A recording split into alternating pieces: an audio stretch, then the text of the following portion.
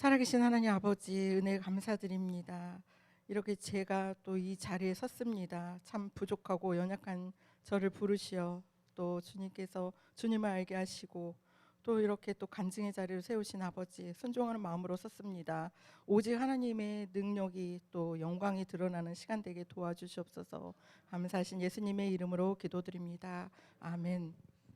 네, 제가 목사님께서 저한테 이제 간증을 하라고 하셔가지고 순종하는 마음으로 이 자리에 섰습니다. 제가 무엇이라고 하나님께서 이곳까지 오게 하셨는지 참 부끄럽기까지 합니다. 하나님께서 간증을 하라고 하시는데 제가 무엇을 어떻게 말을 해야 될까요? 이렇게 라며 하나님께 물으면서 준비를 했습니다. 처음 예수님을 믿고 신앙생활을 할 때 믿음을 잘 모르면서도 제가 붙들었던 말씀이 있습니다. 사도행전 17장 31절 말씀, 주 예수를 믿으라 그리하면 너와 내 집이 구원을 받으리라 하는 말씀이 생각나게 해주셨습니다.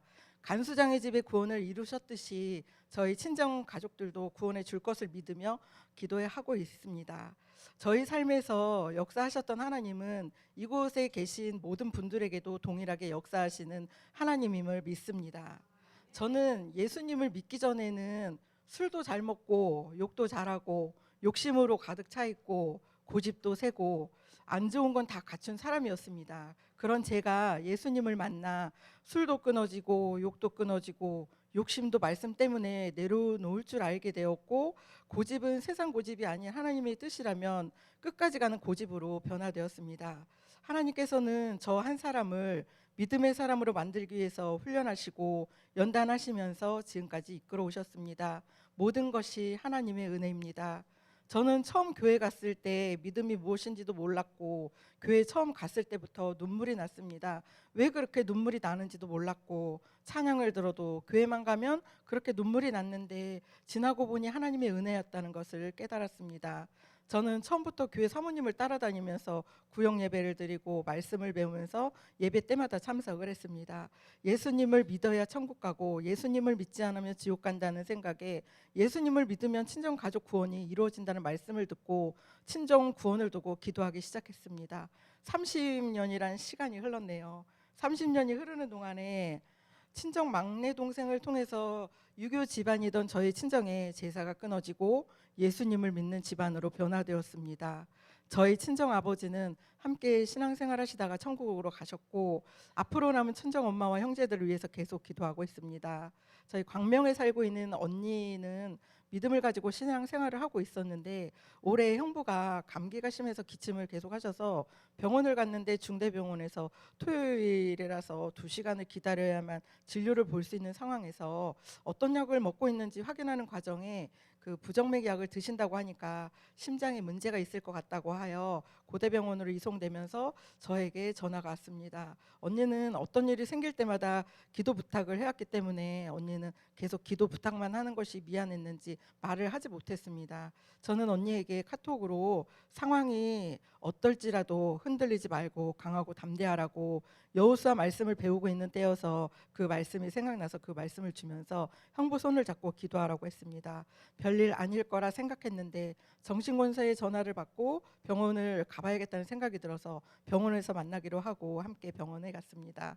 가는 전철 안에서 저는 기도하며 가는데 제 마음에 언니가 우리 교회로 와야겠다는 마음이 들어서 하나님께 이 마음이 저의 생각인지 아니면 하나님 주시는 마음인지 기도하면서 가게 되었습니다. 근데 언니가 있는 응급실에 저는 기도만 할 수 있었고 그 어떤 말도 하지 못하고 돌아오게 되었는데 석수역에서 서로 각자 길을 가려고 하는 순간에 정신권사에게 언니가 전화를 해서 상황이 심각함을 알려주었습니다. 심장에 물이 찼는데 지금 빼지 않으면 안 되는데 찌를 때 사망할 수도 있다. 두 사람이 결정하라고 하면서 의사 선생님이 나갔다고 하는데 언니는 그 상황에서 당황을 했고 저는 그 순간에 목사님께 급한 상황을 알렸고 중도 기도의 중요성을 알기에 중보 기도 요청을 드리고 함께 또 공부하는 신학교 동기들에게 단톡에 급하게 기도 요청을 하게 되었습니다.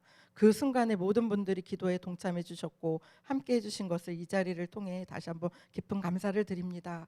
시술을 할 수밖에 없는 상황이어서 시술을 결정했다는 말을 듣고 다시 병원으로 저희는 돌아가야 되겠다고 하고 가려고 하는데 재민이에게서 전화가 와서 병원까지 데려다 주겠다고 기다리라고 했습니다. 참으로 하나님의 타이밍은 기가 막히다는 생각을 했습니다. 저희들의 몸도 마음도 많이 피곤하고 지친 상황이었는데 재민이가 없었으면 참 몸도 많이 지쳤을 것입니다.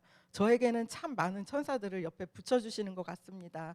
긴박하게 흘러가는 시간 속에서도 저희는 병원에 도착을 했고 언니는 또 울고 있었고 형부는 수술대에 누워서 들어가려고 하는데 저도 모르게 간호사님께 잠시 기도해도 되겠냐고 물어보고 형부를 붙잡고 언니와 정신권사와 간절하게 기도를 했습니다.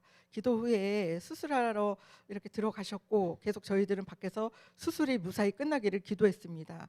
그때 저는 언니에게 전철을 타고 오면서 하나님께서 저에게 주셨던 마음을 언니에게 말을 하면서 순종함이 복이라고 말을 했습니다. 언니는 섬기는 교회 목사님께 기도 부탁을 해야 되는데 그게 맞는데 하지 않았다고 했고 저는 그런 마음도 하나님께서 주신 마음이라고 말을 했습니다. 언니는 저희 교회와 저희 동기들이 함께 기도하는 것을 캡처해서 카톡으로 보내주면서 용기를 주었던 것에 감사하다고 하면서 하나님께 감사하다고 말을 했습니다. 시간이 지나자 수술을 마치고 무사히 형부가 중환자실로 가게 되셨고 수술이 잘 이루어졌다고 했습니다. 모든 것이 하나님의 은혜입니다. 너무나 감사했습니다. 언니도 수술이 잘 되었다고 하니 조금 안정되었고 정신권사와 저는 재민이의 도움으로 편안히 집까지 올 수 있었습니다. 형부는 중환자실에서 일반 병실로 옮기셨다고 했고 정신권사와 또 병문안을 가는데 이번에도 재민이의 도움으로 병원에 갈 수 있었습니다. 이 자리를 통해 재민이에게도 감사한 마음을 전합니다. 병원을 도착했는데 면회가 안 된다고 해서 못 들어가고 와야 되는 줄 알고 있었는데 언니가 들어갈 수 있도록 해주어서 들어가서 형부를 보니 많이 수척해 보이셨고 형부는 저희들을 보고 고개를 숙이셨습니다. 저는 형부를 붙잡고 기도했는데 저에게는 참 어려운 형부였는데 형부 손을 잡고 정신권사 기도하는데 그렇게 눈물이 나왔습니다. 저는 형부를 살려주셔서 감사하다고 기도드렸습니다. 그렇게 저와 정신권사와 재민이는 집으로 돌아왔고 언니는 형부의 상황을 계속 카톡으로 알려주면서 저는 언니에게 계속 함께 기도하자고 했습니다. 형부는 여러 가지 검사를 했지만 원인을 찾지 못했습니다. 이번 기회를 통해서 여러 가지 검사로 이상이 없다는 것을 알게 되어서 그것 또한 감사했습니다. 퇴원을 하셔서 집에 오셔서 안정을 찾고 계시고 언니는 이번 일로 참 많은 것을 깨달았다고 했습니다. 감사한 마음에 저희 교회를 오겠다고 해서 엄마와 동생도 데리고 오라고 하면서 저는 언니가 오는 주일날까지도 기도를 했습니다. 교회를 온다고 하고 오지 못하는 상황들이 있다는 것을 너무나 잘 알기 때문에 기도하면서 준비를 했습니다. 주일에 나와 예배를 드릴 수 있다는 것은 참으로 기적과도 같습니다. 건강한 모습이어야 올 수 있고 하나님이 하루의 삶을 허락하셔야 할 수 있는 것임을 알기에 감사할 수밖에 없습니다.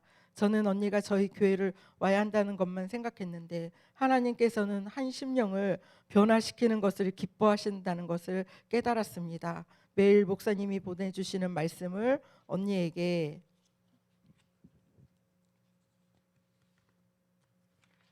보내주면 언니는 자신이 하나님 앞에 진심으로 순종하고자 하며 주님의 뜻이란 명령에 순종하겠다고 했습니다. 한 영혼을 주님께로 인도하는 것은 참으로 많은 시간이 걸릴 수도 있습니다. 저는 예수님을 믿지 않으면 세상에서 잘 살아도 권력, 명예가 있어도 선한 삶을 살아도 지옥을 간다는 것을 누가복음 16장 부자와 나사로를 통해 배웠기 때문에 천국도 영원하고 지옥도 영원하다는 것을 생각하면 말로 표현할 수 없는 마음이 크기 때문에 사랑하는 사람들이 지옥만을 면하게 해달라고 하나님 앞에 눈물로 기도하고 있습니다. 변할 것 같지 않은 저희 친정도 하나님께서 역사하시면 믿음의 가문이 되어가는 것을 보면서 지금도 살아계신 하나님께 감사를 드립니다.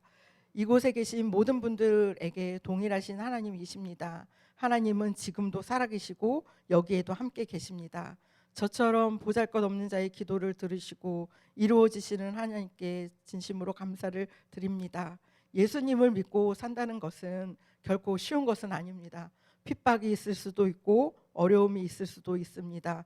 저의 삶을 돌아볼 때 믿는 것 때문에 욕을 먹으며 미움을 받아야 했고, 물질의 어려움도 겪어야 했고, 회사에서도 왕따를 당해야 했고, 참 많이 외로웠고 힘들었고, 삶의 모든 것을 놓고 싶은 순간도 있었습니다.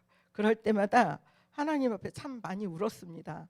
저는 그 모든 과정들이 저를 깎아 만드셨다는 것을 깨달았습니다.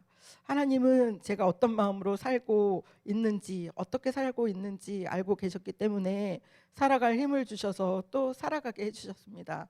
그래서 지금 제가 여기에 서 있을 수 있습니다.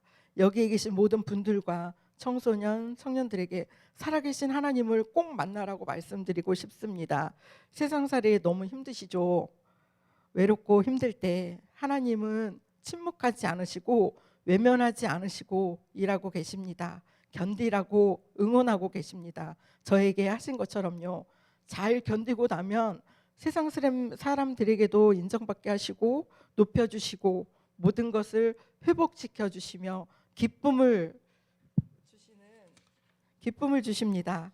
우리의 종착역은 이곳이 아닙니다. 실패했다고, 일이 안 된다고 실망하지 마십시오. 안 된다고 포기하지 마시고 끝까지 믿음을 가지고 기도하다 보면 하나님의 때가 되면 이루어 주실 것입니다. 마지막으로 저와 같은 자도 하나님을 전하는 통로가 될 수 있음에 감사를 드립니다. 또한 지금도 이 자리에 계실 것을 믿습니다. 주님께서 이 모든 영광을 주님께 올려드리며 저의 부족한 간증을 들어주셔서 감사드립니다.